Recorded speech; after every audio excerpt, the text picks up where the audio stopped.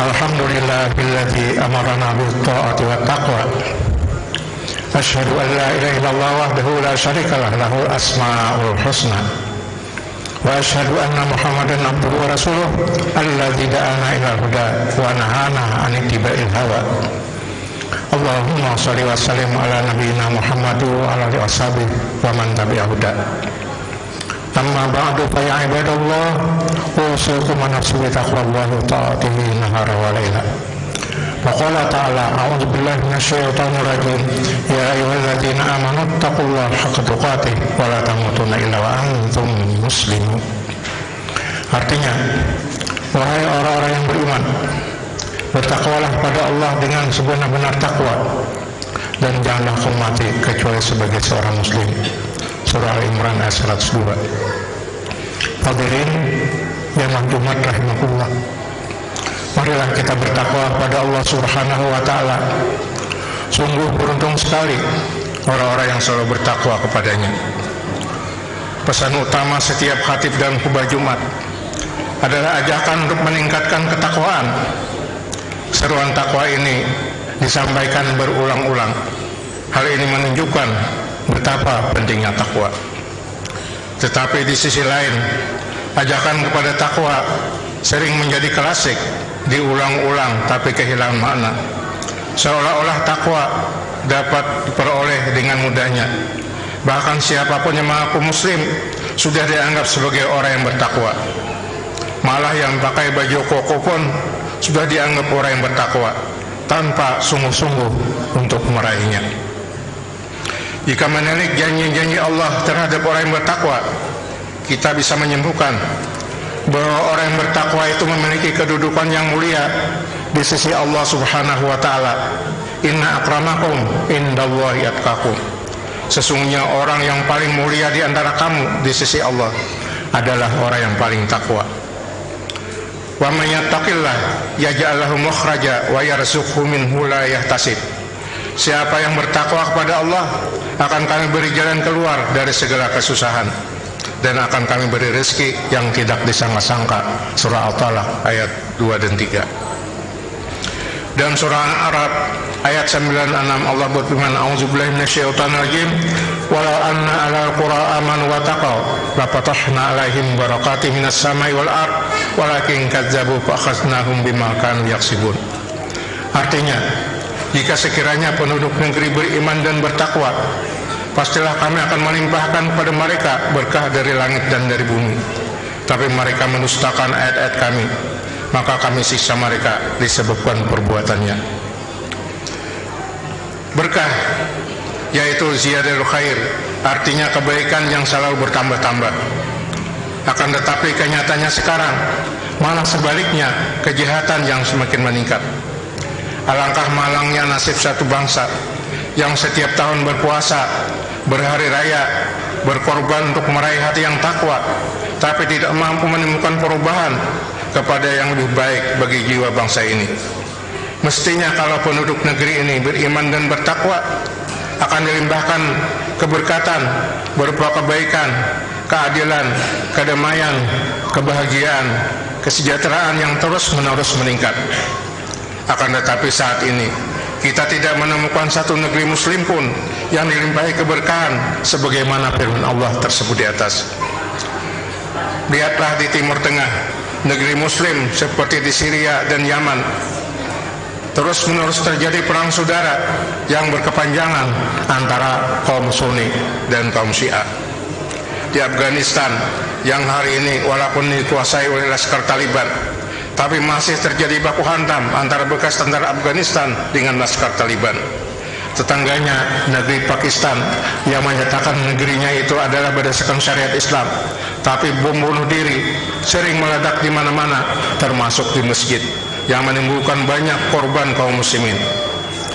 Apalagi negeri yang minoritas muslim seperti Palestina, Rohingya, Kashmir, petani Filipina Selatan, mereka sungguh sangat teraniaya dan menjadi korban kesewenangan dari umat-umat yang lain. Di Indonesia, negeri yang paling aman, tapi negeri yang paling banyak korupsinya. Korupsi seperti kuliner setiap hari, sampai Al-Quran pun dikorupsi. Yang mestinya Al-Quran itu dijadikan pedoman hidup manusia, malah dikorupsi proyek pengadaannya. Luar biasa tidak takut sama Allah. Dan dana abadi umat dari dana haji juga dikorupsi. Sudah 2 orang menteri agama yang telah terlibat korupsi, juga Menteri Perikanan dan Kelautan, Menteri Sosial.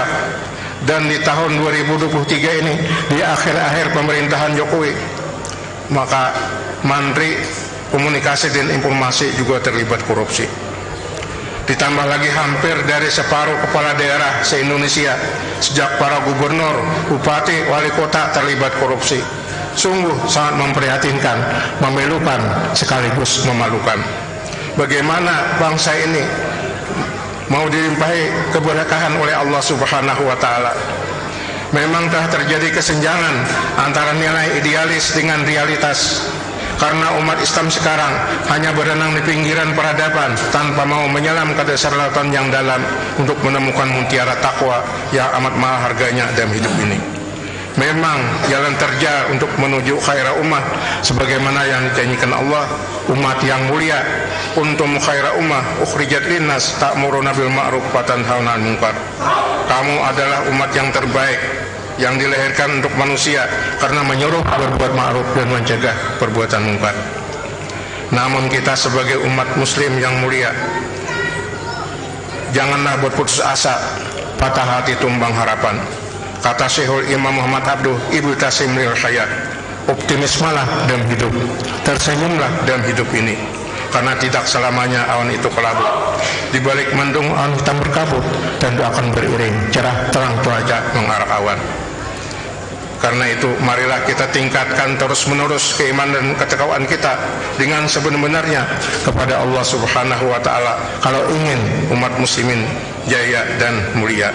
Aqulu qouli hadza astaghfirullah li wa lakum wa li sairil muslimin wal muslimat wal mu'minin min kulli dzambin fastaghfiruh innahu huwal ghafurur rahim.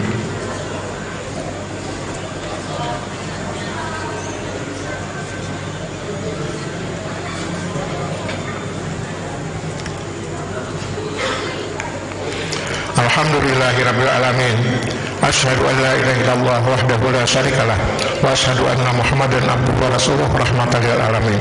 Allahumma shalli wa sallim ala nabiyyina Muhammadin wa ala alihi wa ashabihi ajmain. Amma ba'du fa ya ibadallah, usikum wa nafsi bi taqwallahi wa ta'ati fi kulli waqtin wa hin. Wa qala ta'ala a'udzu billahi minasyaitonir rajim. Ya ayyuhalladzina amanu taqullaha wa tanzur nafsum ma qaddamat lighad wattaqullaha innallaha khabirum bima ta'malun. Hadirin jamaah Jumat rahimakumullah. Memang takwa adalah penentu kualitas seseorang atas suatu bangsa. Karena itu mari kita ulang kembali makna daripada takwa yang telah dikatakan oleh Ali bin Abi Thalib. At-taqwa huwa al-khawfu bil jalil wal qana'atu bil qalil wal amalu bitanzil wal istidadu bi amril akhir.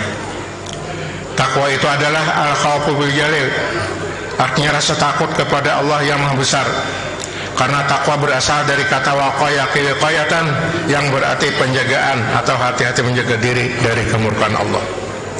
Orang yang bertakwa selalu muraqabah, selalu merasa diawasi oleh Allah dimanapun saja ia berada, sehingga ia selalu merasa takut mengerjakan dosa dan segera melaksanakan perintah Allah.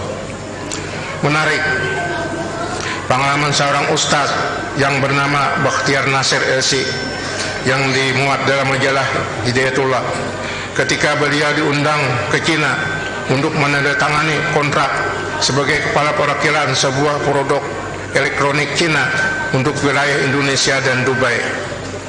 Namun di saat yang sama, produsen barang elektronik Cina yang terkenal itu menjamunya dengan hidangan yang tidak biasa, yakni seorang wanita sebagai penghibur untuk teman di hotel.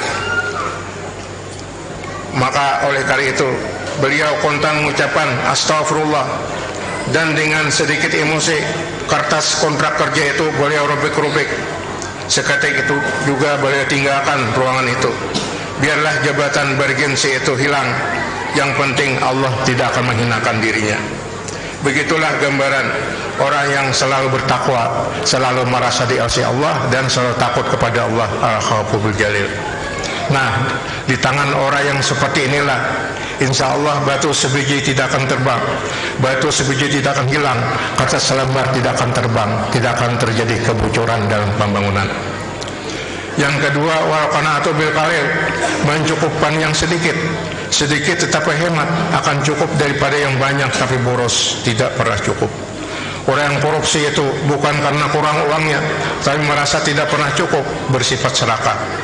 Dunia ini cukup rezeki yang Allah sediakan bagi penduduknya, tapi tidak cukup untuk bagi orang yang serakah. Rasulullah bersabda, "Lau kana li ibni Adam wadiyan min jahabin la butaga salisan, la tamu bani Adam ila turab." Artinya jika lembah emas diberikan kepada anak Adam, maka pastilah ia menghendaki lembah emas yang ketiga. Tidaklah penuh-penuhnya perut anak cucu Adam kecuali dimasukkan ke dalam tanah. Kemudian yang ketiga, wal amalu bitanzil, yakni mengamalkan yang diturunkan Allah, yakni Al-Qur'anul Karim. Hidup kita ini tidak akan cukup kalau hanya berdasarkan rasional, akal semata, tapi harus selalu dibimbing oleh Al-Quran dan As-Sunnah. Seperti pergaulan bebas antara laki-laki dan perempuan, itu baik menurut hak asasi manusia, tapi menurut Allah itu tidak baik. Wala taqrabus zina, jangan kau dekati zina. Menurut akal jual beli, bila tidak curang tidak akan untung banyak, tapi Allah melarangnya. Wailul lil mutaffifin, celaka orang yang telah curang dalam berjual beli. Jadi baik dan buruk hendaknya kita berpegang kepada Al-Quran. Al-haqqu min rabbika fala takunanna minal mumtarin. Kebenaran itu datang daripada engkau, janganlah kamu menjadi ragu. Oleh karena itu, disinilah pentingnya makna gerakan ar-ruju ila Qur'ani was sunnah, kembali kepada Al-Quran dan As-Sunnah yang telah digelorakan oleh Muhammadiyah. Yang keempat, wal istidadu biyamir rahil, mempersiapkan diri untuk hari berpulang, yakni hari kematian. Yang paling dekat dengan kita adalah kematian. Kalau saudara, anak, istri, ibu, bapak, teman, kaum kerabat itu masih jauh, apalagi bagi yang punya kelebihan harta yang banyak atau jabatan yang tinggi, rasa-rasanya lama lagi akan mati. Padahal kematian sangat dekat dengan kita. Kadang-kadang dia datang secara mendadak tanpa persiapan bekal akhirat, maka kita pasti akan menyesal. Maka karena itu hendaklah kita untuk meraih takwa yang sebesar-besarnya, yang sebenar-benarnya itu, hendaklah kita mengamalkan apa yang dikatakan oleh Ali bin Abi Thalib. Yang pertama, al-khawfu bil jalil, takut kepada Allah yang membesar. Yang kedua, al-qanaatu bil qalil, merasa cukup yang sedikit. Yang ketiga, wal amal bitanzil, mengamalkan yang diturunkan Allah, yakni Al-Quran. Yang keempat adalah wal istidadu biyamir rahil, mempersiapkan diri untuk hari berpulang.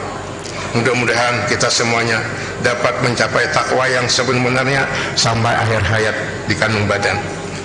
Wa qala ta'ala innallaha wa malaikatahu yusholluna 'alan nabi ya ayyuhalladzina amanu shallu 'alaihi wa sallimu taslima. Allahumma shalli wa sallim ala Muhammad wa ala ali Muhammad kama shallaita wa sallamta wa barakta ala Ibrahim wa ala ali Ibrahim fil alamin innaka Hamidum Majid. Allahumma izil Islam wal muslimin wa aslih jami'a walatil muslimin wa alikil kafarta wal musyrikin wa damir a'da'adin wa ali kalimataka ila yaumiddin bi rahmatika ya arhamar rahimin. Allahumma ansur ikhwanana muslimin, Allahumma ansur ikhwana muslimin fi kulli makan, Allahumma ansur ikhwana muslimin fi Palestin minal yahudi wasibin. Allahumma fir lana walil mu'minina wal mu'minat wal muslimina wal muslimat al ahya'i minhum bi rahmatika ya arhamar rahimin. Rabbana atina fid dunya hasanah wa fil akhirati hasanah wa qina adzabannar. Subhana rabbika rabbil izzati amma yasifun wa salamun